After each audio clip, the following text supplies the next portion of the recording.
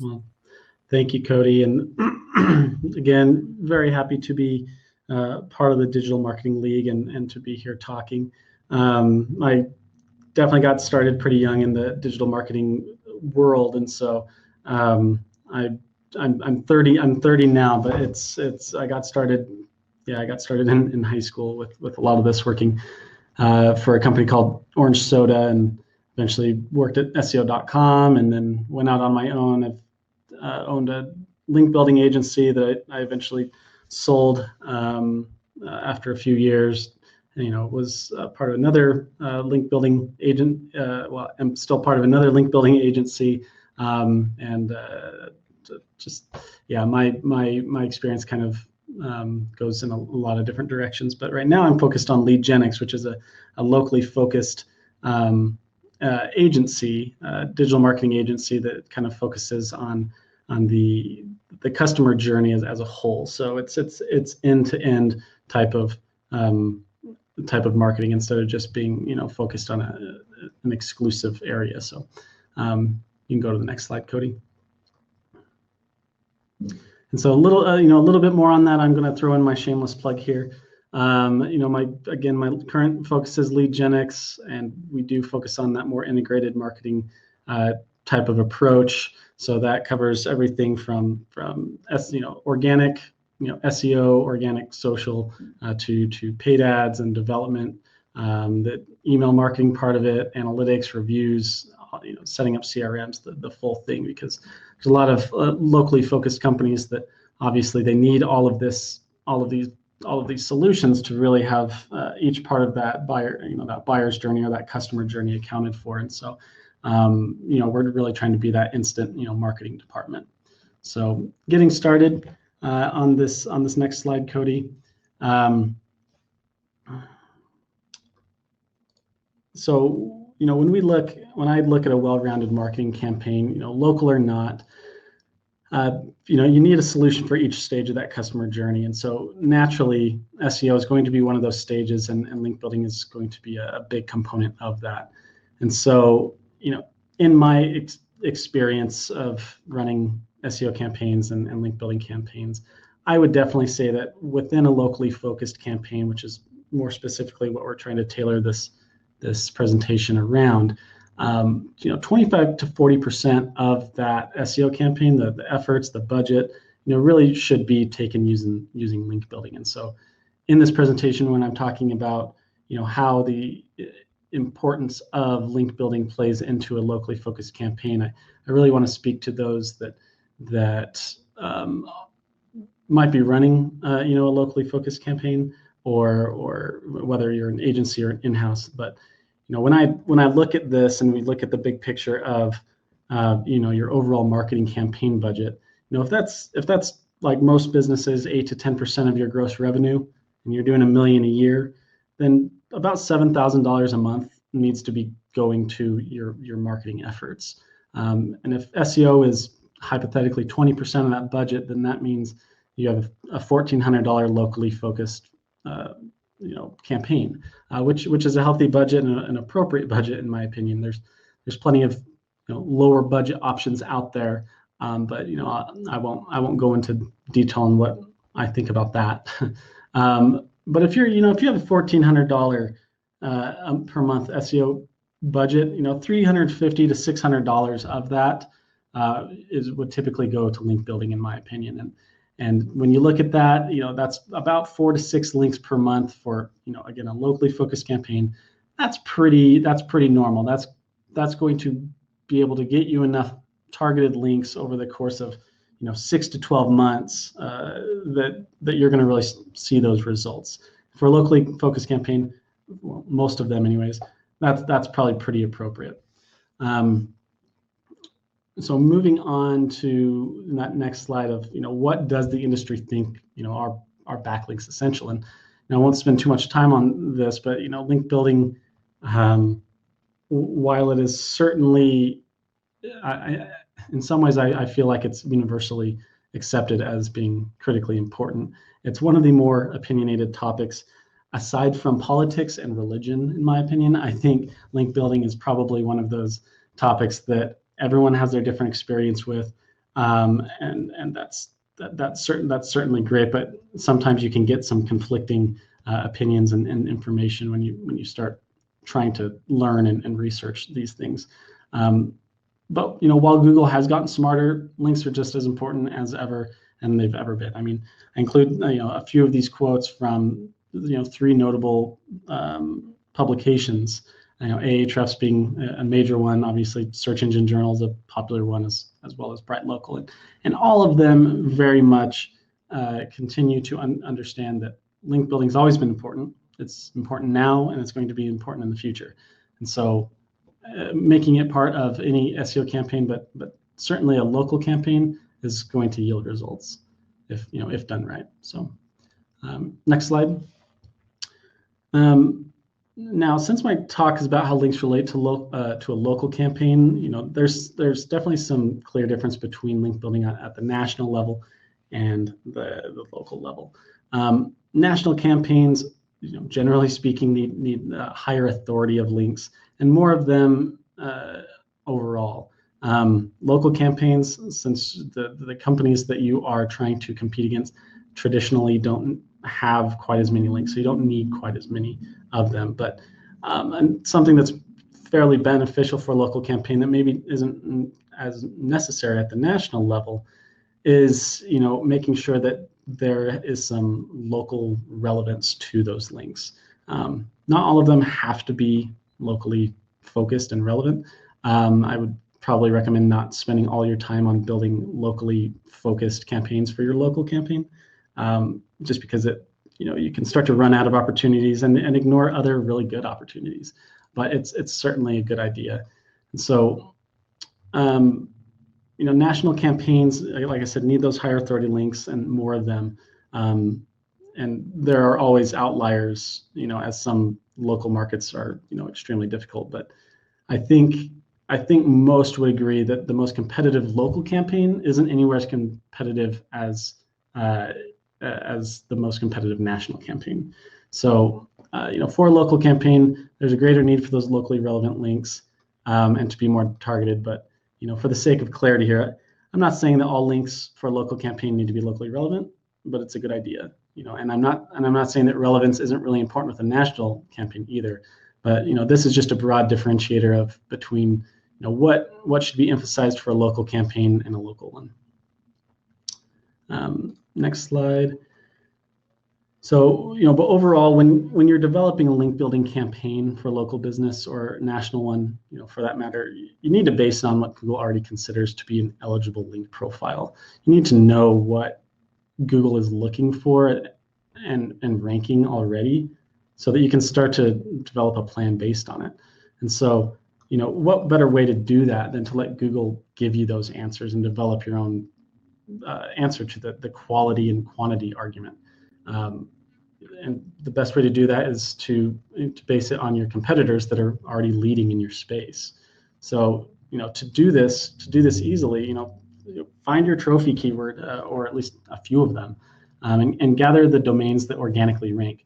I probably wouldn't include results or competitors that are within the local pack, but if you are looking at the organic section, grab the ones from there, but omit the directories and the other large companies like Yelp or like Yellow Page type of results, just because for this purpose, all they're going to do is skew the results. Because what we're trying to do is we're trying to find the average amount of referring domains, not backlinks, but referring domains in each domain authority tier across all of those competitors. You don't have to use domain authority as your leading indicator. Ahrefs has a domain rank, which is just as fair in my opinion as Moz. But when you search in Moz, they give you this nice handy graph that I've included in this example of where links and of how many links fall into these domain authority buckets. So I'm just using them as the example. So what we're trying to do is we're trying to find that average. What is the average amount of referring domains that Google is telling us that are needed to rank for whatever given keyword? And to do this, again, we just use the law of averages and looking at this data. And as a side note, this is a really great way to set expectations with clients and base your strategy on something that's actually data driven, as opposed to, I've seen a lot of companies that try to run an SEO campaign, or they're getting started in link building and they're just saying, let's try 10 links a month. It's like, you're not basing it off of anything. You're just throwing something at the wall, seeing if it sticks. And that sometimes that works out, sometimes it doesn't. But if you can come at this a little bit more intentional, then your results are probably going to be a little bit better. And so this is also a great idea to use this when it comes to trying to find a budget during the proposal process for potential clients. If an SEO campaign, it takes up, like I said, 25 to 40% of a budget, then this is an easy way for you to start to figure out and calculate how much they need to be spending for them to be able to actually get results. Because if you're trying to rank a dentist within New York City on a $1,000 a month SEO budget, like, it's probably not going to work out, strictly because of what the competition and search result pages are demanding. So next slide. But once you have the answer to your link building strategy by using that method, and you need to execute on it, the best way I can recommend doing this, first and foremost, is just making sure that you approach every link opportunity or strategy with just this underlying concept of making sure that the links are justified. And what I mean by this, is make sure that your links have a purpose for existing once you build them. Make sure that they deserve their spot on that page, and that they are actually helping the end user, their reader. A great example of this in this slide, from our wonderful event coordinators, Textbroker. I went through their links. They have a lot of links. Naturally, they've been around for quite some time, and most of them fit that mold of what I would consider to be justified, whether they were manually built or not. When they are justified, you really can't tell, if they were built naturally or not. But that's also kind of the point. A justified link stands on its own, and it doesn't look out of place. And so, in this example, martech.zone published an article titled "Your Complete Content Marketing Checklist," and used Textbroker's infographic as a supplementary source for the information that they're providing to their users. This is a very common way to build links. This is a natural way to build links, but I want to call attention to it because you notice what you don't see, or try to notice what you don't see. You don't see generic. You don't see it being on a generic website are allowed. You don't see any categories on this website for gardening and home improvement alongside something about recipes and how to parent your kids. They're very much an on-topic website, and you don't see exact match anchor text, or that idea of just like a baseless mention that doesn't contribute to the article. The mention of that link for Textbroker, it's very natural. It's justified. It's not a, and also if you need content writers, take a look at Textbroker. That's oftentimes what link building sometimes can turn into, as just these baseless mentions that don't actually contribute at all to the article.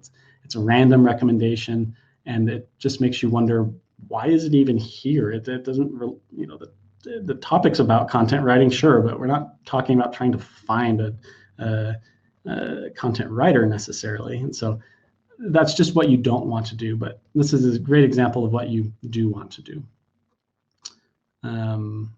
Next. Okay, so justified links again mean that you're providing value, and you can provide value in a lot of ways. You can educate, or you should be educating on some type of topic, or providing a useful tool, whether lots of times people build calculators for whatever relates to their field. You can answer a question on a Q&A type of website. citing a source or providing credit to the image or the infographic, like the one that we just viewed. That's another good example of what it means to be building justified links. And on the next slide, to understand the idea of a justified link means to also understand the opposite, what is not justified. And so, potentially there's new SEOs that may be in this conference, and so I do want to touch on it. And so, like it says, obtaining a link without any reason or merit. An example being, including a link within an article that may be topically relevant but doesn't contribute to the article's purpose or answer any further questions the reader might have. And so much of this, again, it sounds like common sense. Of course, all links should be there for a reason, but unfortunately, when links become a commodity, as they did many, many years ago, profit will take precedence over purpose. And you're left with mindless link strategies that will get you penalized, like by using a private blog network or other strategies whose purpose is more so to trick Google or just get the job done, as opposed to actually contributing value to the internet or that website or the article that your link is within. So next slide. And so this is what leads me to, what strategies are actually worth pursuing. And so, if you want to be on the right side of Google's guidelines, I would recommend using tactics and that maintain editorial control.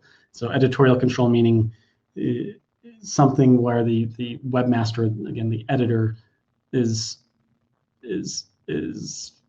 adding the link for you, or you're providing content and they're publishing it for you. It's not just you adding something, clicking publish, and there it is for the world to see. It's going through somebody else's eyes that own, potentially own or control that website. So strategies that traditionally maintain editorial control are on the top half of this graph. The lower half of the graph are strategies that you can use that don't really require a human to allow that to exist. Not all of them are ill-advised, though. Local citations, slide sharing, Q&A websites, they're all great to get links from. They'll probably be no-followed links. So, depending on how you feel about no-followed links, you can use those strategies, but still, they're not typically spammy strategies inherently. But once you get on the lower end of that graph, you start getting into strategies that I personally don't believe have a place in a legitimate marketing campaign anymore. I'm sure some would disagree with this, but I don't think that most would. Press release distribution companies, the PBN, using PBNs or doing comment links, just general web directories, Web 2.0 links, buying expired domains and redirecting them, or anything from Fiverr. Generally speaking, these are strategies that are, again, like on the graph, easy and don't require editorial review.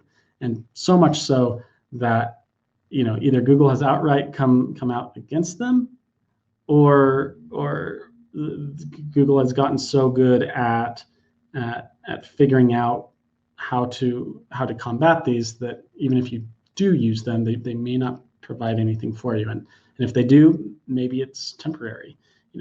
It's just risky, and it's certainly not worth having as part of a client campaign, since you're supposed to be in that position of being the agency. You're supposed to be the one that's providing them with value and results in a safe way. But if you're in-house, I also think it's kind of ill-advised. But everything on the right side of this graph, I typically consider to be, they're harder, more unpredictable strategies, which isn't necessarily a bad thing. But if you're running a campaign that's really tight on budget, these can be kind of difficult as well. Link reclamation can be extremely effective for some industries, but not all. Asset promotion, like an infographic that we looked at, obviously requires the effort and funds of building an asset that's worth sharing first. And you better hope that others find it as interesting as you do. Then there's manual outreach, which is just kind of the catch-all, because you need to make sure that you're reaching out to you need to make sure that you're reaching out with a real purpose to the webmaster.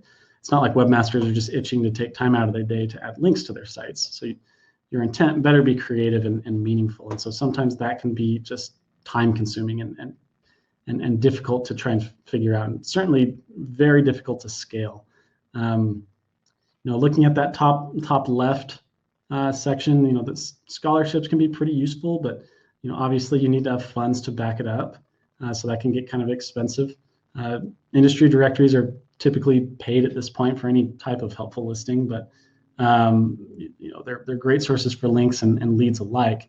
I wouldn't really consider that a paid link because you're not exactly paying for the link, and it might very well be no follow anyways. So it's a link, and I would recommend doing it because it's certainly helpful even just from a lead standpoint. Then there's guest blogging, which is my personal favorite. It's what I've modeled 2 companies around that I've been successful with, and it's my personal favorite, like I said, but it's also kind of the favorite of the industry because it's scalable, it's easy to provide value, and with those two, that's kind of a winning combination. Google likes to talk about the guest blogging may not work, or some people are adamantly against guest blogging, but it's one of those strategies where if you stay true to it and in its purest form, it's still legitimate and effective. It's one of those things where how much time you spend to show value is directly going to correlate with how legitimate your link is going to be, and that's very, very true with guest blogging. Any of those strategies on the top end could legitimately be spammy. It's just depending on your mindset, but they're also very easy to just work and work well and be a link that you don't have to really worry about coming back to bite you. And so then naturally that bottom right section isn't gonna have any strategies in it. And why? Well, it's because why would someone put great effort towards a link that isn't going to be legitimate? It's easy for someone to justify getting a lot of links illegitimately because it doesn't require a lot of effort. But why would someone spend a lot of effort on an illegitimate link? It just wouldn't make sense. But that only lends additional credibility to just the idea of working with websites that maintain editorial control. And so next slide, as part of my pitch to be as part of this conference, I kind of made a funny mistake that I didn't realize until after I got into building my slide deck. And it's just, I mentioned that as part of my talk, we'd look at campaigns that do and do not utilize link building, and that we'll look at the differences in results. And while that seems helpful, I'd literally just be showing you slides of websites that rank well and their competitor that doesn't, and saying, see, look, he ranks well, and that's also because he has a better link profile. And so I think that's a given at this point from the billion studies that have been done about link building before this talk. And so I figured we'd still take a look, a quick glance at a search result and compare the count of referring domains a website has, in relation to what position they are in the search results. This is for the keyword Atlanta heating and AC, and as expected, those with more referring domains generally rank better than those that don't. Big surprise. And so I didn't quite think that through, and wanting to include this part, this type of information in my slide deck. But ultimately, the search engines need to see links. They need to see plenty of other things too. But I'm going to die on the mountain with this opinion that links are the most valuable ranking factor. If for nothing else, but to start conversations with my colleagues and argue with them about it, because I think it's fun.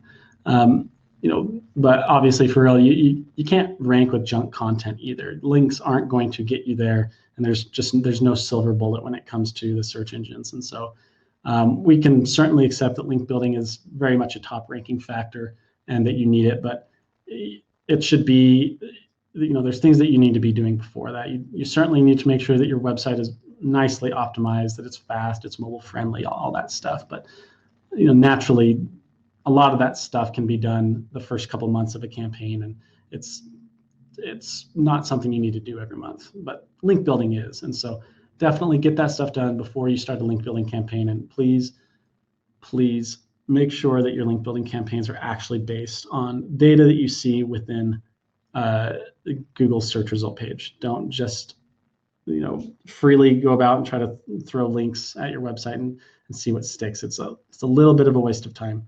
It still obviously might work, but we can be smarter, I guess. And so I appreciate the time that I've had to speak with you guys. I'm getting done a little bit early on this. I'm sure it might be a little bit welcome since it's Friday afternoon. I'm sure everyone's kind of eager to get their weekends started. And so I'll definitely be here for questions. But that was my talk, and thank you for being a part of it.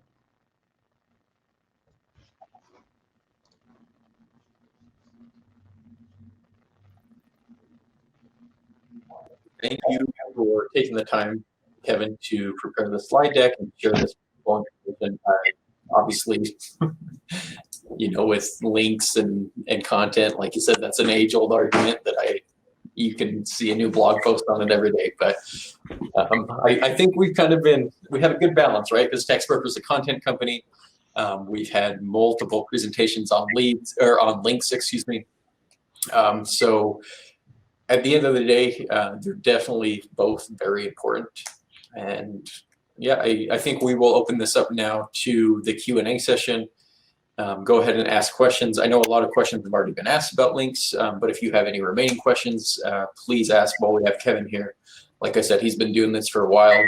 He's had multiple businesses that specialize in links and building great link profiles. And so, yeah. Philip, I don't know if you have some questions you want to start out with, and I'll kind of let you ask from there, and then I'll group what's left. Sure, Kevin. Yeah, we had Jim Boykin on earlier, and he mentioned something that I thought was really interesting, and then you kind of mentioned it as well. So he was talking about, go look and see if there are websites that have a link on their page, but that link is now dead, right? There's no site anymore. And so his advice in that scenario was, reach out to whoever owns that page and say, hey, I noticed that you have, this link to something that doesn't work anymore. I just thought you might want to know that I've written this great article on the same topic, and I'd, be an honor if you link to me instead, something like that. And then he said, once you've done that, there's tools where you can just find, maybe 100 other people are linking to that same site, which is now dead. The one thing he didn't say, and I didn't have a chance to ask him this question, so I'll ask you, what about just buying that domain, right? So you said sort of on the easy, no editorial part of your chart or your graph, you said, well, you could buy expired domains. Is there a reason to do it the way Jim was talking about versus just buying that domain and then putting your content on that domain? I mean, if you're running a link reclamation campaign because you see a competitor has a broken link and that website is available to buy, I mean, you certainly could do that. It seems like a lot of effort, especially if you're going to set that website up and then try to link. But that seems like the big effort part. But if you're just buying that domain and then redirecting it to you for that one link, well, you got to understand you're getting a whole lot of other links too. So, if it's a whole lot of other links that are still relevant, then you could certainly do that. I'm more talking about probably just doing that a lot. That's probably what you probably wouldn't want to do. If you're just doing it here and there, that might be helpful. But if certainly if that website's already up and that page is up and it's a broken link to your competitor, then yeah, email that webmaster and say, hey, yeah, can we swap this out? It might work, it might not. That's the problem with outreach. And in that example, you are providing value because you identified a broken link, but it's going to be pretty low on that webmaster's to-do list to go swap this link out. I don't know. There are situations where that does work, but it's got to be a big play to get any links at scale. Got it. Okay. Cool. So we have a question here from Scott. He asked it this morning, and so he wants to hear your take on it. And he said, if you have a blog on your website, and of course you're linking to one of your product pages, is it also a good idea to link from that blog that you wrote to another website that might be an authority with the content you're writing, assuming obviously you're not linking to a competitor? I'm just trying to understand it. If you have a blog on your website and right. In other words, if you have a blog on your website about cameras, you're going to point to the camera you sell on your website. I think he's asking, how important is it to link to, not somebody else who sells the same camera, but somebody maybe who's done a review of the cameras or somebody who's an authority on cameras. So how important are the linking out versus linking in? I mean, I haven't really seen any studies that talk about how much more valid Google may consider your blog post for linking to other relevant topics. It seems logical that if your outbound links are relevant, that they would see that as just being normal and effective. The rational side of me thinks that's still a good idea. The SEO side of my brain says you're giving somebody else link equity, which obviously is something that you in some ways kind of want to hoard. But if they're deserving of that link, then and they helped contribute to the article that you wrote, then you probably should, morally speaking. But when it strictly comes to if you believe in link equity, then there is a part of me that says that may actually hurt you, kind of a little bit. I guess what I'm trying to say is certainly build your content that is going to help your business grow and do it in a way that's going to benefit the reader the most. And if that means linking to another source, then I think that you should do that. Yeah, I think that's a great answer, and I think that answered his question. Is he obviously you can see his response, but in Philip's example, and I know Scott, this probably you're not in the camera industry, but just something to look out for too is even though you're linking to maybe like a review, right, of that certain camera, you got to be careful that they're not an affiliate for somebody else, where you're passing that link juice along, where you're not getting any return out of it. You're actually giving them the opportunity to promote whatever they're affiliated with and stuff like that. And if you're concerned about the link juice argument, then just throw a no follow tag on it, I guess. I mean, Textbroker is becoming an authority in this space, and do you think that their outbound links and the link equity that they were giving away has really hindered their progress? Like, it's not a measurable thing. But yeah, I was gonna say you mentioned no follow, and I think it's been interesting to kind of see what smart SEOs, people smart on link building, have reacted to Google's different stances on that. I think initially it was if there was no follow, then hey, what was the point? Why am I working hard to get this link if it's a no follow link? And now Google is saying, well, even though it's no follow, we don't just ignore that completely. Where do you come out on that?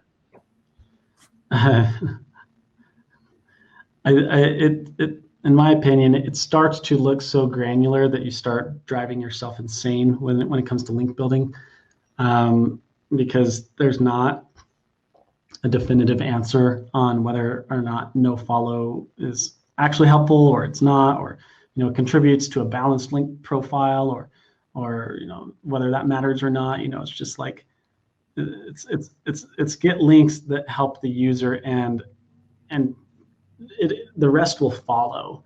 When you just start to get so ingrained in it that you're so overly concerned about no follow tags, or you're so overly concerned that you found a link in your link profile that was from like a questionable site. It's like, as long as that's not like the bulk of your links, like a link's not going to matter. It's like people need to be looking at link building a little bit more at a 10,000 foot view, instead of driving themselves crazy, getting upset about the little things. I see that a lot, and it's hard to deal with. So kind of my question, and obviously you were focused on that with your presentation, is in the presentations prior, it was kind of just, I don't know, we went from international link building to kind of Jim was doing national and now you're local. And so I know you said, like in I think it was like your maybe second slide, about local links. And I know you had the results of, like, it was like Provo Auto Care or something like that. So I'm just wondering, for people who may be in the audience who are just local businesses, what are maybe some tips and tricks you would recommend that they could start with in terms of link building or generating interest to get them competing with who's already doing well? Like you said, you could look on Moz, or you could look on Majestic or whatever and see what your competition's doing. But what are some tips and tricks they could take as kind of like smaller stores to get up to that before they hired somebody like Leadgenix to help push them even further? For the traditional business owner to attempt link building on their own, I think it's a complete waste of their time, honestly, because if you can buy, and if you can use a link building agency like the one that I'm still affiliated with, named called Multifuse, but there's plenty of link agencies, which that's finding the right one is a whole nother conversation. But for you to be able to spend $100 on that, you're going to be saving yourself just hours of annoyance and frustration that I really don't think for a business owner to be building their own links that it's worth it. Laura's got it right, hours. And so it's like, if you can work with a company that can just take care of this, it is completely worth your time and money, 100%. Right, and that's a fair answer. Like the tip is don't, right? Genuinely, yeah. Yeah. It's just, it would. The reason why it's so easy for me or for Multifuse is because we already have those relationships with publishers. We already have the processes in place, and we know what to do. For a business owner, link building is already kind of a foreign concept on its own when it comes to marketing. It's something that's very unique to just the SEO type of marketing, and that it's just not worth your time. You need it, but it's not worth your time. Right. I think you gave kind of interesting guidance into which I thought pretty valuable in terms of how to think about how much money you can afford, or how much money you should be spending, on marketing, then on SEO, then maybe on link building. I think the next question, which is what you just kind of raised, is how do you pick somebody, right? So if the advice is, well, this is not something you should be doing yourself, you're not an expert in it, it's going to take you way too long for the return. And we all know, right, that once you get into local marketing firms or firms that can help you there, it could be a minefield. Any advice on, what to look for, what signals to somebody that this is the company they should hire? For kind of the full spectrum marketing, like what let's say the full spectrum, and then I don't know, is it, if you can find somebody who's good on the full spectrum, do you then need to hire even subspecialty experts beyond that? You shouldn't need to, because ideally that's something that is within their wheelhouse too. And so my advice to finding a local marketing firm would certainly be one that understands, that has some reputation, but that understands the needs that you have, that doesn't just try to pigeonhole you into a particular package, especially without doing any type of due diligence on what you actually need in that package. Because if you already have certain things taken care of, or you're in an industry that doesn't need a particular line item that they're already rolling up into that package, then you're paying for stuff that you don't need. And so the types of companies that obviously I see doing that are the ones that are definitely like those $500 SEO campaigns, even like $750 campaigns. I mean, what would you do for $500? You exactly feel like, what would you do for $500? It ain't going to be running a marketing campaign, right? Like, so you can back into the hours, right? How many hours does that get you? Like, you got to understand the company here that you're hiring. Like, what could they possibly do for me with $500? Like, it's just not much. Right. And if they do, are they outsourcing it? If they are people actually working on my campaign that know what they're talking about, or is this like we're all learning together type of thing? It's just like these low budgets, they just don't make sense. And so for a local marketing campaign, I would definitely say $1,000 bare minimum for a marketing campaign. I will, Laura, yes. Is there a question you can ask which, if the answer is one thing, you should be running for the hills, or if, is it that a way to think about it? Hey, here's one or two questions you should be asking before you hire somebody, and here's what you would expect to hear? Or is it not that easy? I mean, the budget's the biggest giveaway. The budget is definitely the biggest giveaway. The other one would definitely be, I would ask, tell me what kind of link building you guys do, like as part of the campaign. Just a couple of examples, and if they're providing links that look like they're in that bottom left quadrant, then I would be a little bit concerned, because again, they're just kind of doing that bare minimum to obviously do what businesses need to do and try to make money, but they're having to do that because you're not spending enough. Usually. Okay. All right. I don't know. It doesn't look like we have any more questions coming in. You've answered a lot of great questions to help. I know, obviously, Philip and I can see kind of behind the scenes at Textbroker, but we have a wide range of whether they're small businesses or big enterprises. So I think it was good to touch on kind of the link building as you go up the chain from small to large in terms of businesses. So just, I guess, one more time. Oh, we got one more question coming in at the finish line here. When it comes to internally linking, how often to write blogs with internal linking?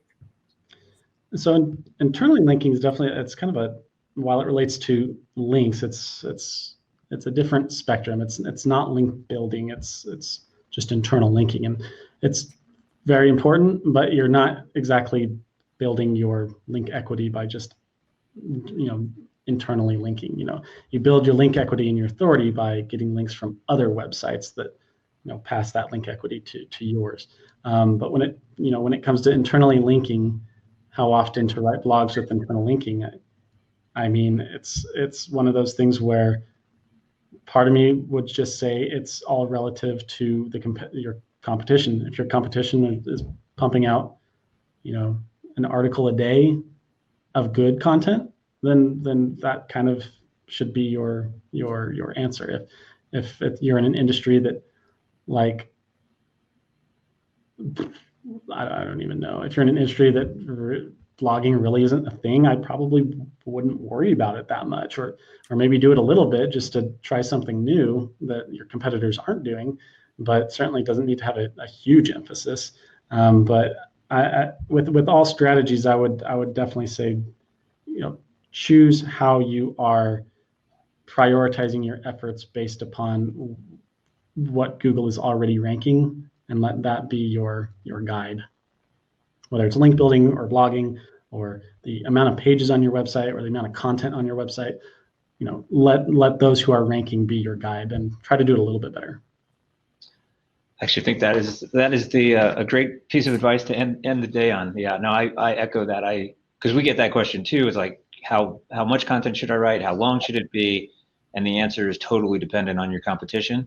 If you're the only chiropractor in a small town, the answer is super, completely different than if you're some huge e-commerce site. So no, I think that was great advice and a perfect way to end the day.